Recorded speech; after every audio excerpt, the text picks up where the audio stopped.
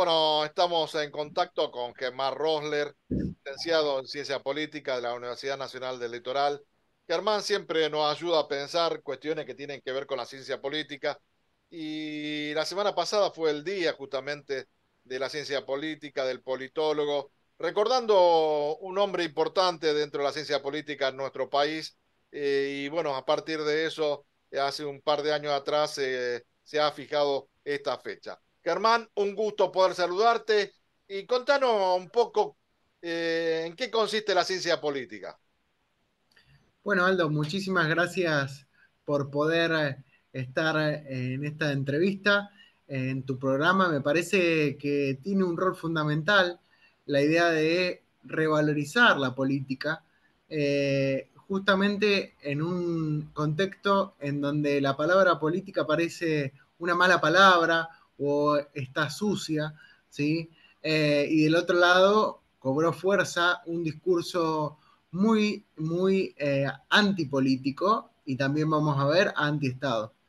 En este marco creo que la ciencia política tiene mucho para hacer, fundamentalmente desde la perspectiva de generar conocimiento, ¿no? Como toda disciplina científica.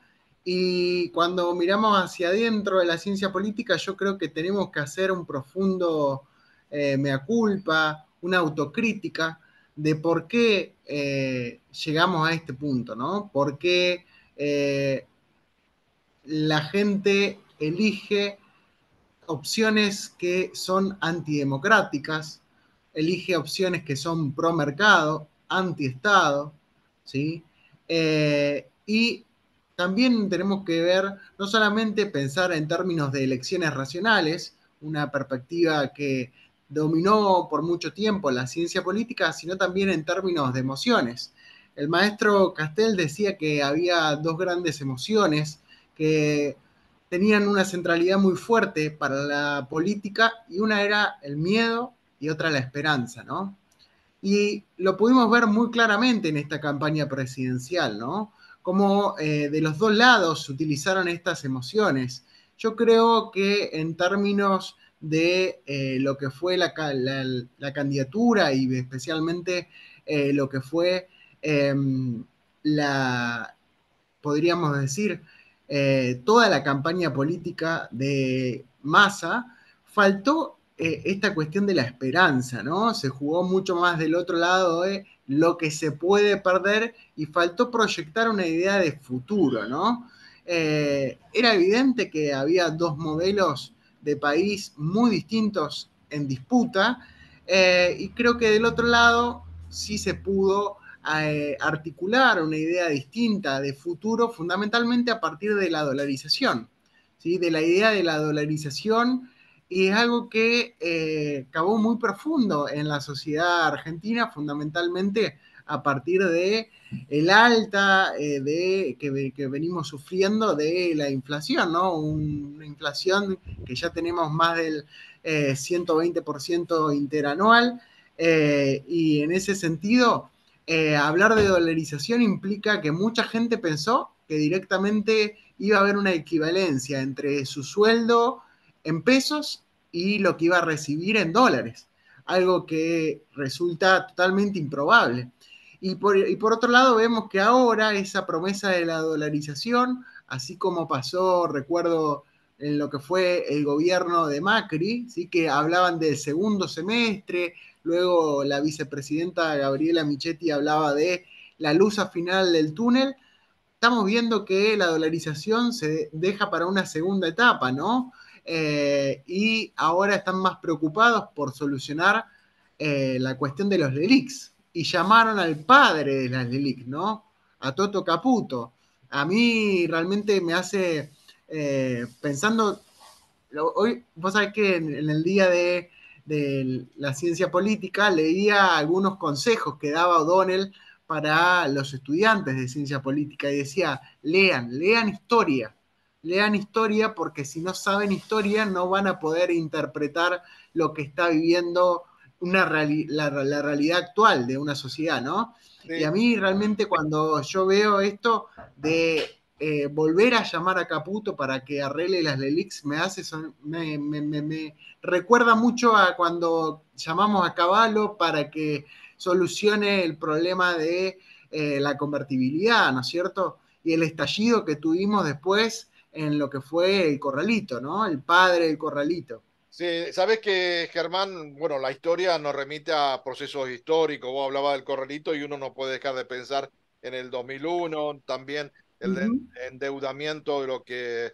realizó hace 100 años justamente Caputo en el gobierno de Macri. Sí. Pero creo que también tenemos que definir la ciencia política como la relación entre la política y el Estado, el rol del Ujú. Estado. Y el rol del Estado me parece que no solamente garantizar la propiedad privada, como algunos dicen, sino también ser el garante de buscar la mediación entre los poderosos y los más vulnerados, garantizando lo que es la educación, lo que es la salud y tantas otras cuestiones que están establecidas por la Constitución Nacional. Y hoy vemos que los ministerios, la propuesta de este gobierno de Sí. de minimizar lo que es ministerio, transformándolo en secretaría, es también una cuestión de decir que no va a haber las partidas presupuestarias Ujú. destinadas a eso. Y creo que estamos definiendo un modelo que es de achicamiento del Estado, pero también achicamiento de derechos. Y me parece Sí. interesante charlar esto porque ¿qué rol tiene que tener el Estado, más allá de que siempre es perfectible? La ciencia política Ujú. lo asegura, que tienen que haber partidos políticos, que tienen que haber, digamos, los consensos, la mayoría, el juego de mayoría y minoría. Uno tiene que ser respetuoso de las Tal decisiones del cual. electorado, pero también decir que hay que trabajar con la memoria y trabajar con estos elementos, porque creo que también hace falta, por así decirlo, educación cívica o conceptos que Sí. nos tienen que llevar a tomar decisiones las más adecuadas posibles. Yo creo que en tu relato que venías haciendo mencionás muy bien algunos de los objetos de estudio de la ciencia política, ¿no? Lo que es el Estado y el rol que tiene que jugar el Estado, lo que son las distintas formas de gobierno, democracia o autoritarismo, ¿sí? Lo que es pensar la ciudadanía y la participación ciudadana en un contexto totalmente de apatía, ¿sí? Y creo que cuando vos pensás en el Estado en términos de eh, actor que garantiza derechos, que viene a eliminar brechas de desigualdad, creo que ahí tenemos que hacer un punto y decir, bueno, si llegamos a este resultado electoral es porque había gente que cuando le decíamos, mirá que podés perder los derechos, nos miraba y nos decía, ¿qué derechos? ¿De qué derechos me estás hablando? ¿Sí? Entonces, creo que la apuesta que vamos a ver, ¿no? En escena y la implementación de este nuevo modelo de regulación, como vos decías, es un estado mínimo, que ya lo vimos en los 90 y que ya sabemos cuáles son las consecuencias. Entonces, creo que tenemos que volver a pensar en, en pedir más Estado, pero no cualquier Estado, sino un Estado eficiente, ¿sí? No un Estado enorme, pesado, que no responda a las demandas de la sociedad. ¿Sí? Estamos en una sociedad que ha cambiado. ¿Sí? Hay muchos autores, ¿sí?, que hablan de la sociedad del riesgo. ¿Por qué? Porque las viejas certezas, ¿sí?, han desaparecido, ya no hay marcos de dónde aferrarnos y decir, bueno, las cosas funcionan de determinada forma.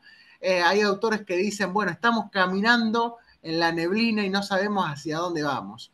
¿Y cuál es la respuesta del Estado? Bueno, la respuesta del Estado generalmente es estandarizada a partir de la burocracia, ¿no? Y la burocracia, ¿qué es lo que hace? Repetir procedimientos, ¿sí? Entonces, viene repitiendo procedimientos de una sociedad industrial, moderna, y en la cual ya vemos una transformación de esa sociedad de pleno empleo a la que aspirábamos en la década del 50, ya no existe, ¿sí?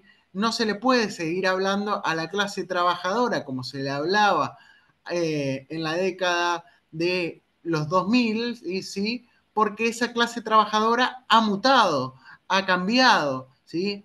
pensaba, por ejemplo, en la figura de los Rappi, ¿no? O los deliveries, ¿sí? Que Y creo están que en yo un también, estado de precarización eh, muy grande.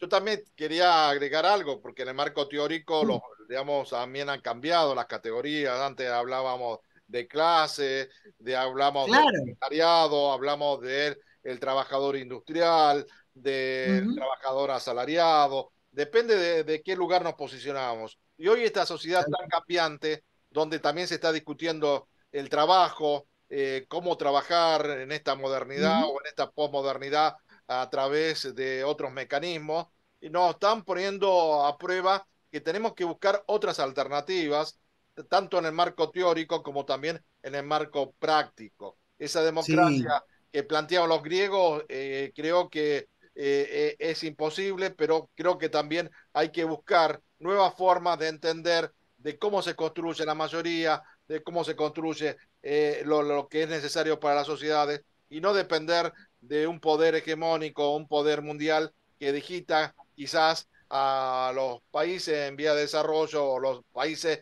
que tenemos riqueza. En definitiva, vienen por ujú, nuestras riquezas naturales. Y eso es la última instancia del capitalismo, este imperialismo que pone justamente depredador. estas instancias. Y creo que este es el debate, no sé si está de acuerdo.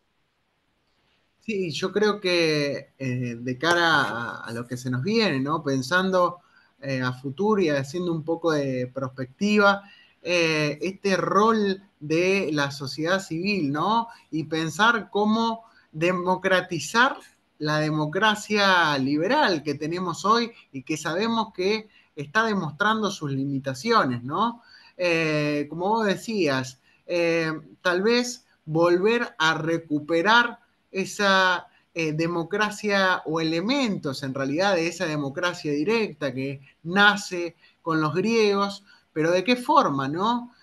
Sabemos que estos procesos de democratización implican, ¿sí? Todo un aprendizaje social. Y ahí volvemos a esta cuestión, ¿no? De la formación para la participación ciudadana, ¿no? Y De la el rol de los necesidad de partidos formación políticos política. también. Germán, discúlpame que te interrumpa, El también rol de los partidos el rol de políticos. los partidos políticos, porque en democracia son las herramientas de transformación. Y hoy vemos que la gente no le interesa los partidos políticos, no le interesa las plataformas, quizás tampoco le interese una tradición que antes se respetaba de padres a Ujú. hijos, de tener un pensamiento acorde a una línea de Fíjate, pensamiento política e histórica. Y creo que también es esto, ¿no? De qué forma también sirven las alianzas, porque esto también se ha demostrado que las alianzas son a corto las plazo coaliciones. o que no se respetan los pactos que se habían establecido. Y entonces volvemos a los personalismos, y creo que es un error muy Ujú. grande, porque las construcciones tienen que ser colectivas y no individuales. Sí. Sí, tal cual. Estamos viendo de nuevo una personalización muy fuerte de la política que ya no es un fenómeno que nace ahora, sino que viene de la década del 90 con la figura de los outsiders en términos en inglés, pero en realidad son estas personas que vienen de afuera de la política y que muestran o que se muestran apolíticos. Yo creo que ese es un grave error, entender que son apolíticos o que no tienen ideología, en realidad sí la tienen, pero la tienen implícita o la quieren esconder porque sabemos lo que implica la ideología que traen, ¿no es cierto? Y otra vez, a mí yo veo un sistema, me preocupa, ¿no? Porque venimos de una crisis de representación política y en esto el rol de los partidos políticos ha sido fundamental para tratar de salir, ¿no? De esa crisis desde el 2003. Ha habido una cierta recomposición, ahí un cierto bipartidismo y estamos viendo otra vez una desarticulación de ese bipartidismo, ¿no? Con la aparición de, lo marcaba muy bien el presidente electo en su discurso, ¿no? En 2 años pasamos de tener una banca de diputados a participar en el balotaje y ganarlo, ¿sí? Si eso habla de la debilidad o en realidad la falta de importancia de los famosos aparatos de los partidos políticos para imponer un candidato, ¿sí? Eso es muy importante, ¿sí? No, y Quiere el decir, papel que tienen también las redes sociales hoy en este momento en nuestra historia. tal cual, recordemos que uno de los fuertes de la campaña de Javier Milei, que hasta ahora no lo veníamos nombrando, parece Voldemort, el innombrable, ¿sí? Fue la comunicación política. Tuvo realmente una muy buena comunicación política en términos de redes sociales, llegando a distintos estratos, por ejemplo, el rol de los jóvenes, ¿no? Yo participé como autoridad de mesa, como fiscal también, y pude ver la cantidad de jóvenes que votaban por primera vez, y sabemos que la mayoría de esos votos fueron favorables a Javier Milei. ¿Por qué? Porque tenía un discurso, ¿sí?, que llegaba a través de redes como TikTok, que pocos candidatos utilizaron o lo utilizaron de manera ineficaz, como lo hizo Larreta, ¿sí? En donde Se cortó. Bueno, tuvimos una interrupción. Vos hablabas de la poca éxito que tuvo Rodríguez Larreta en las redes sociales con el TikTok. Me parece que todo esto son análisis nuevos, son cuestiones nuevas en la sociedad y quizás haga falta tiempo para analizarlo científicamente. Yo creo que la sociedad sí, está cambiando y creo que también la mirada o los plazos, antes se tomaba la distancia de la abstracción de 50 años para la historia, hoy se habla de la historia ujú, reciente y de qué forma sí, los procesos van generando cambios muy fuertes en nuestra sociedad. Y creo que la ciencia política, la política en general, también se ha valido de esto y creo que también tenemos que empezar a pensar de qué forma podemos participar y actuar en definitiva para que los procesos sean que nos garanticen una sociedad más justa y equitativa. sí, tal cual. Vos sabés que yo todos los domingos generalmente leo el newsletter que escribe María Esperanza Casullo, una politóloga, y el último, ese newsletter se llama Todos somos populistas, y en el último ella dice que va a dejar de escribirlo básicamente porque no tiene herramientas conceptuales para explicar lo que fue el fenómeno Milei y no quiere caer en simplificaciones de las cuales hemos escuchado, ¿no? Por ejemplo, no, la gente lo votó porque es ignorante y no sabe lo que está votando, la gente está harta. A ver, hay una multiplicidad de causas, ¿sí?, de cuestiones que el marco teórico que tenemos actualmente en la ciencia política está mostrando cierta ineficacia para mostrar o para explicar el fenómeno Milei. Hay que buscar Porque nuevos paradigmas, nuevas instancias de pensamiento, porque lo que teníamos hasta ahora ya no nos sirve. claro, tal cual. Y sobre todo, a ver, si aspiramos a superar este modelo de Estado mínimo que vuelve a reaparecer, ¿sí?, este neoliberalismo con una cara personalista, antidemocrática, bueno, tenemos que saber explicarlo, ¿no? Para poder desarrollar una alternativa a este modelo, tenemos que buscar explicaciones de cómo surge ese modelo. ¿Sí? En ese sentido, volver a hacer ciencia política desde una perspectiva crítica, desde una perspectiva local, sin mirar tanto a Europa, ¿sí? Porque nosotros estamos muy acostumbrados a leer a los europeos, ¿no? Che, ¿qué dicen los europeos de Argentina? Y generalmente lo que sucede es que cuando los europeos estudian Argentina es como el extraño caso de Argentina, ¿sí? Hay que Eh, volver a romper esto, el eurocentrismo, el etnocentrismo y pensar directamente en nuestras sociedades, en nuestra historia.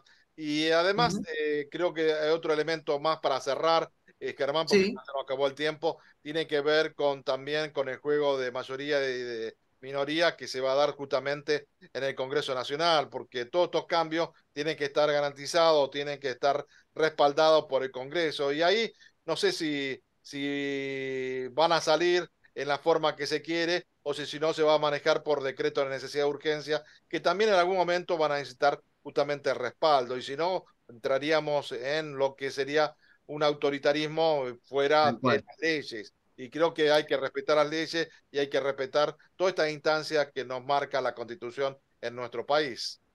Sí, venimos mencionando, bueno, las grandes discusiones que se dan dentro de la ciencia política y ahora nos metemos con la división de poderes y el rol que tiene fundamentalmente el Congreso Nacional para tratar de compensar lo que algunos autores denominan un régimen hiperpresidencialista, ¿sí? A pesar que la reforma de la Constitución del 94 introduce algunos elementos para, digamos, tratar de disminuir el rol y la potencia de la figura del presidente, como es, por ejemplo, el jefe de gabinetes, un elemento que viene del parlamentarismo, esa figura ha demostrado ser ineficaz.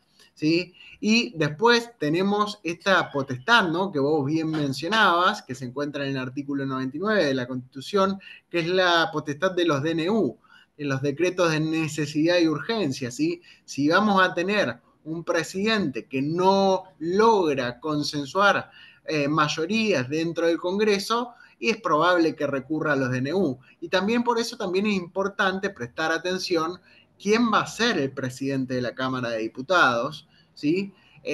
Hay todo un debate a quién corresponde, si a un sector de la oposición fundamentalmente encabezada por el PRO, si corresponde a parte de un peronismo no kirchnerista, como lo pudo hacer Randazzo, o en realidad pensando que lo que es el presidente de la Cámara de Diputados está en la línea de sucesión presidencial, ¿sí? Le corresponde al partido que ganó las elecciones en el balotaje, al Partido de la Libertad Avanza.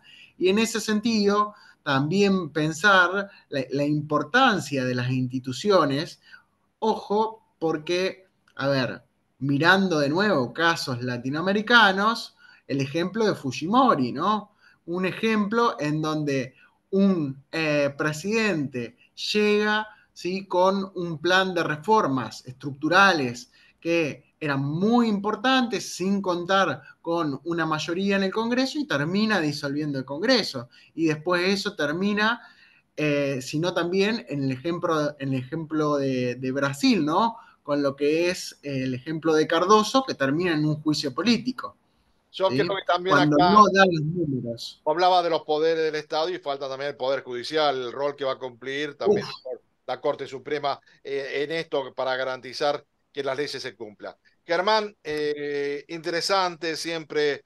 A mí me gusta hablar sobre estos temas, principalmente porque creo que a veces desde los medios de comunicación no se debate esto y creo que mm, eh, también cumplimos un papel importante, ¿no? sí. Para hacer conocer detalles de lo que son las leyes, de lo que es el funcionamiento de los estamentos del Estado, los poderes del Estado, y creo que seguramente seguiremos charlando en otra oportunidad. Muchas gracias por tu tiempo. No, muchísimas gracias a vos, Aldo, y a disposición. Gracias.